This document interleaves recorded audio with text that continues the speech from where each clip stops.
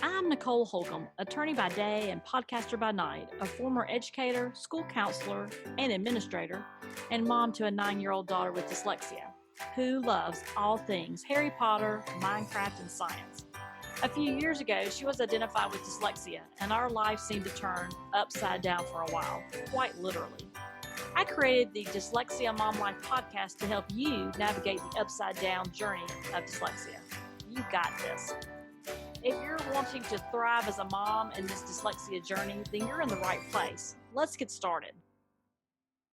You are listening to the Dyslexia Mom Life Podcast, episode 29. I'm your host, Nicole Holcomb, and today on the show, I'm going to be talking all about homework. So, I want to ask you a question. When you hear the word homework, what is your first thought? I mean, honestly, what is the first thing that comes to mind? Is it frustration? Is it excitement to see what your child is learning? Is it, the worst part of your day? What is your thoughts when you think about homework? I want to share with you, if you remember back several episodes ago, I interviewed Dr. Daniel Franklin. He is the author of Helping Your Child with Language-Based Learning Disabilities.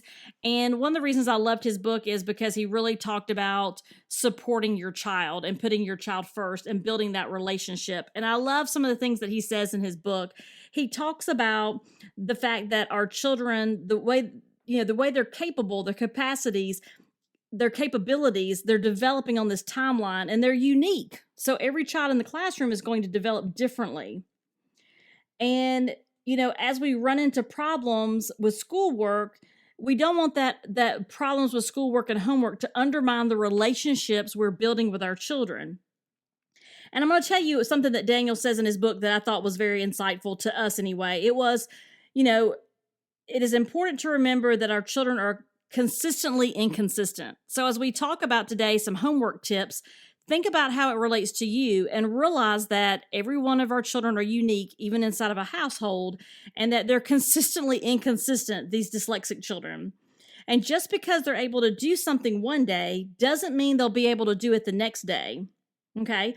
And so Dr. Franklin talks about by understanding this at the outset, then you can be more at ease when helping your child, and you can be less frustrated when you need to provide support for something you believe that they should know on their own. So, if it were easy for your child to do something on his own, guess what? He would be doing it. That's why they need us. So it's essential to realize, Dr. Franklin says as well, that supporting children with language-based learning difficulties often means helping with schoolwork daily, okay? And when he says daily, he says even elementary, middle school, high school, and sometimes even in college, you're going to have to support your child. So again, we're in this for the long haul, right?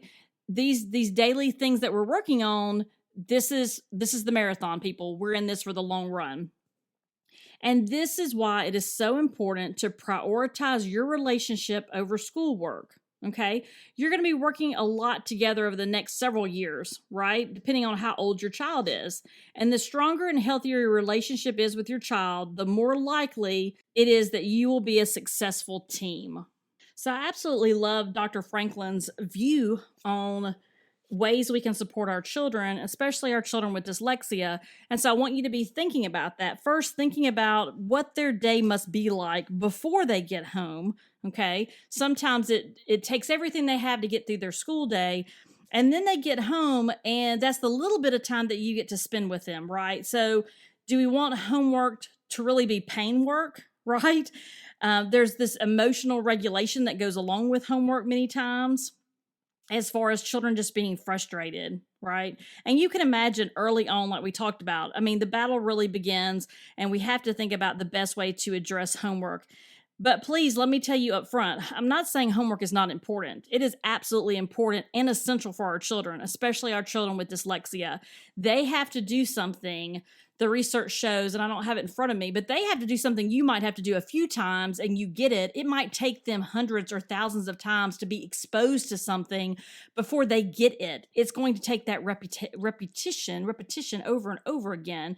And so as you're studying those red words or sight words, or you're working on something for a homework assignment or a project, it can many times feel mentally and physically exhausting.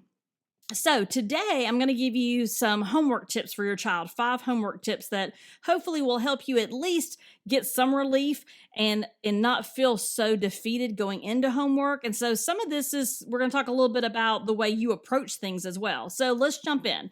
So what you're going to learn today is we're going to talk about some 5 homework tips for your child. Really for you, okay? So it's really for you to help your child. So 1 is get the homework space ready. 2 is review the homework and decide how much help to provide. 3 is let your child decide where to start. 4 is take a break and get moving. And 5 is decide when it's time to be done. Okay, so let's take the very first tip. So tip 1 is all about getting the homework space ready. And if you have children that struggle with executive functioning, this is a must. For some of you, you may not need this piece, but listen to what I have to say, and then you can think through where your child is in the process. So you want to plan that space. And I'll tell you, during the pandemic, we had a specific space in our home with a desk and everything set up, so it was easy for our daughter. But you don't have to go that far, but you have things that are readily available. So here's the things that you need to do. So let's get this homework space ready.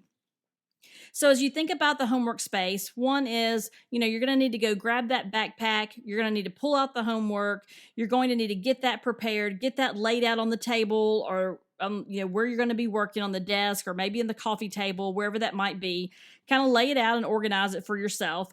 Figure out what supplies you may need, right? What do they need to write with? Do they need their Chromebook, their iPad? What is it that they need? Do they just need a pencil?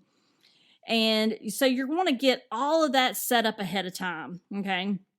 And for us, we do have that desk where we have supplies, and we have another place in our house that we have supplies. But many times I find myself on the couch with my daughter, and it's kind of sweet because we're, shoulder to shoulder trying to figure this stuff out. And so is there some frustration? Yes, I'll share that with you later. It's not all roses over here. But why help? You might be thinking, why do I need to set up a homework space? Can they not just get out their backpack? They need to learn to be independent.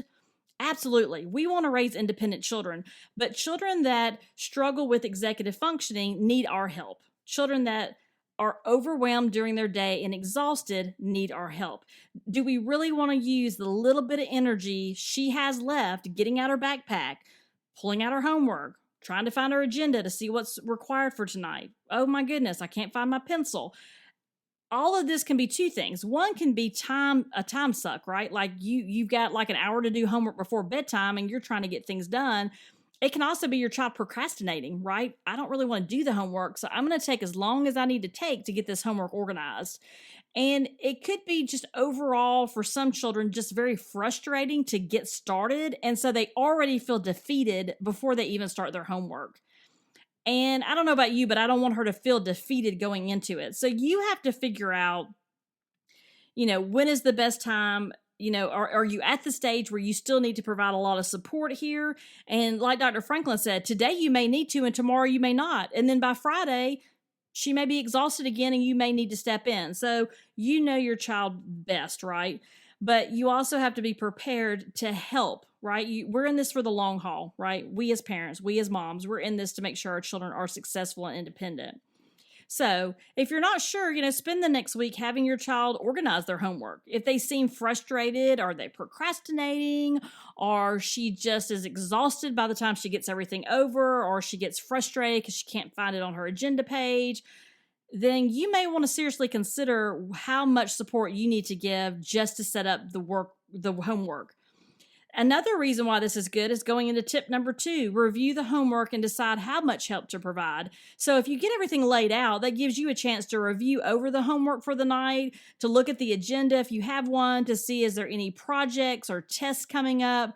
And so you can figure out what you need to spread out over the week. So it gives you time to kind of prepare your mindset on how much homework do we have tonight, and do we need to plan accordingly for the week or the month, right? And then, when you think about that, that gives you the opportunity to kind of get your mindset figured out before you introduce your child to the homework, right? So I like the way that flows for us because I can get the homework out, I can get our space ready, I can get our supplies ready. seriously, it takes me less than 5 minutes. And then I can look at the actual homework to see, okay, what is that we have to do tonight? What's in the agenda? And I can kind of plan accordingly. Once you get into that routine, it flows quite nicely. And in those early stages of remediation, for many of us, you're going to want to read those instructions ahead of time and then either ask your child if they know what they're supposed to do on that particular assignment, or what I prefer to do many nights is I just read the instructions with her. And then I ask her to explain, what was it that we're supposed to be doing? And then she's able to explain it to me, and I know she understands. We don't want our children to fail just because they couldn't read the instructions, right? So this tip number 2 is review the homework and decide how much help to provide. So you want to be available to help, you want to be patient, and you want to be present. And all those things are not easy to do, right? You got things going on that you need to get done, but we need to make homework a priority, okay? So I make it a practice to leave my cell phone in the other room during homework time. I want to be 100% present and aware of where she gets stuck and when she needs help, okay? Or just to see the progress she's making. But I also give her space to work independently as much as she can, right? So that's the pieces that we work on. Tip number 3. Let your child decide where to start. So you've got the homework location, you've got the information pulled out, ready to go. You've reviewed what you've got to do for the night. And now you tell your child, hey, these are the couple of things we have to do tonight. Where do you want to start? And it gives them a little bit of control over their assignments. Everything's going to get done, right? Maybe, we'll see. But for the most part, you can let them have some input, and you can talk about, is there studying for tests this week? What is it that we need to do this week to get accomplished? And then it provides your child the opportunity to make some decision making, or just to have a little bit of control to say, I'd rather do the math first than do the reading.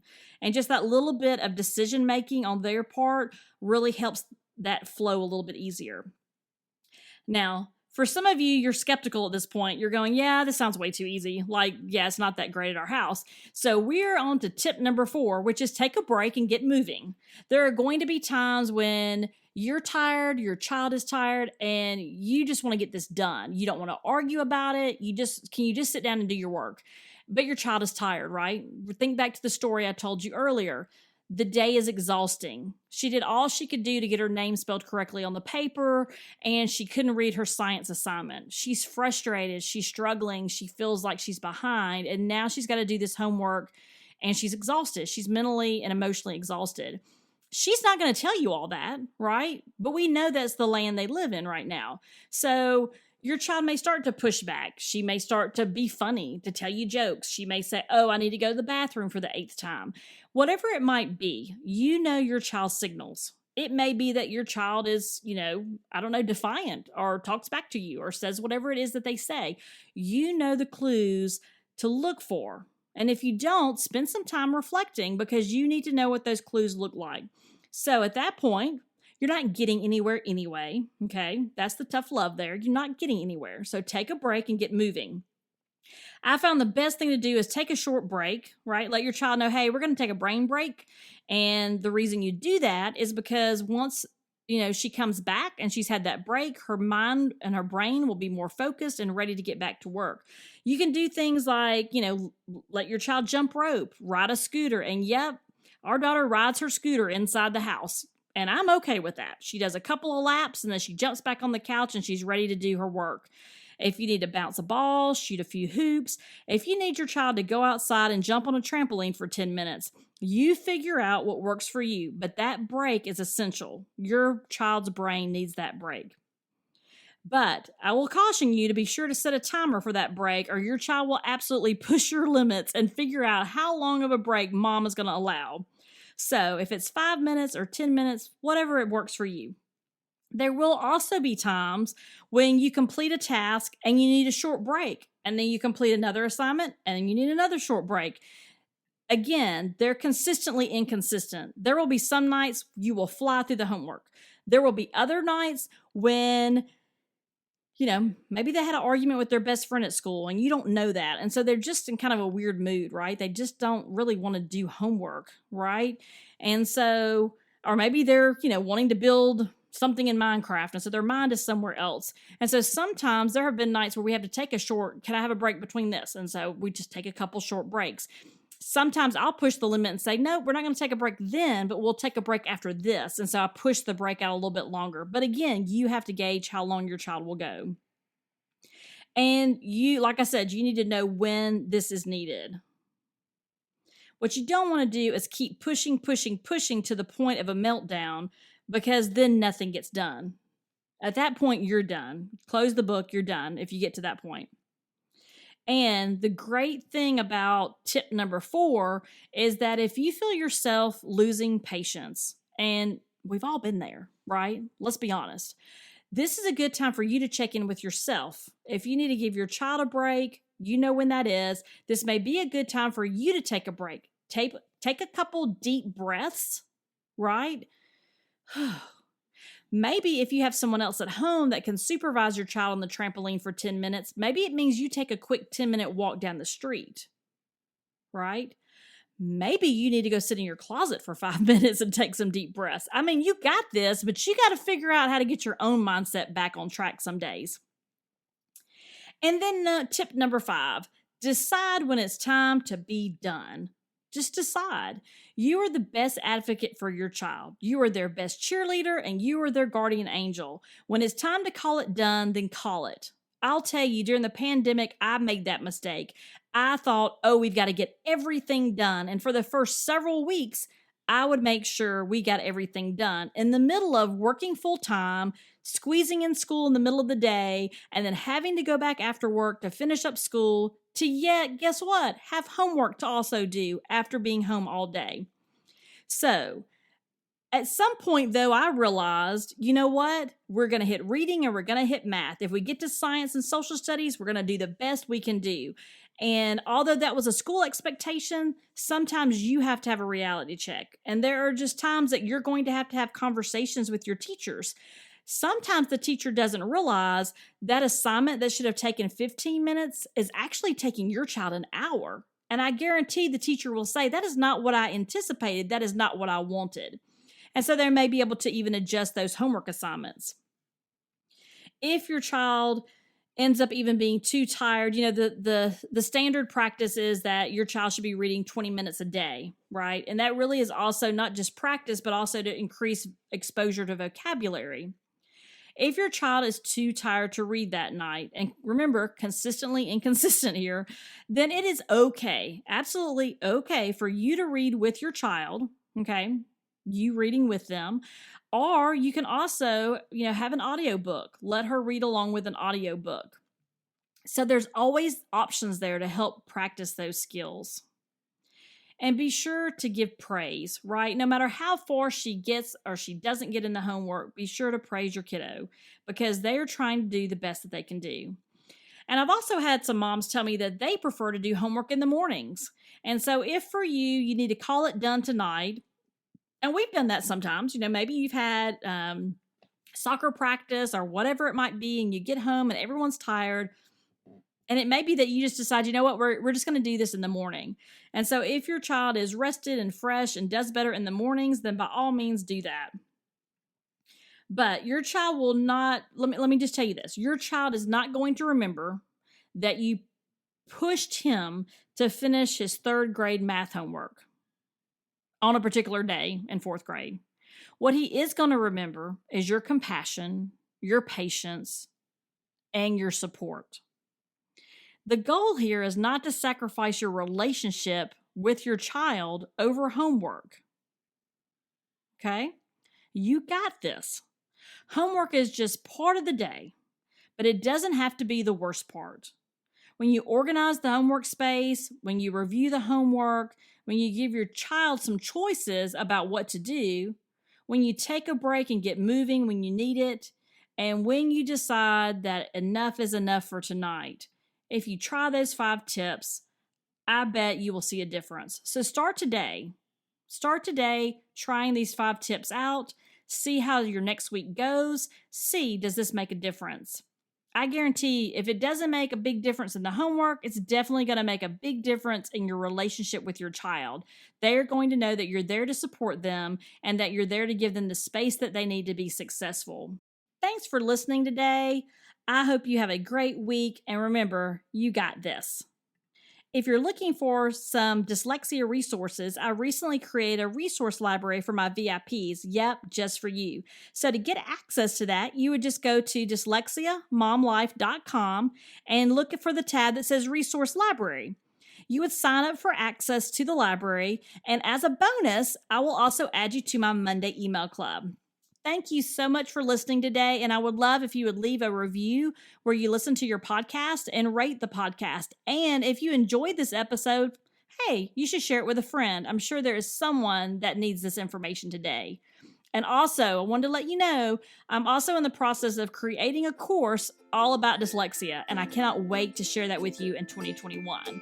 So go out there and enjoy your week.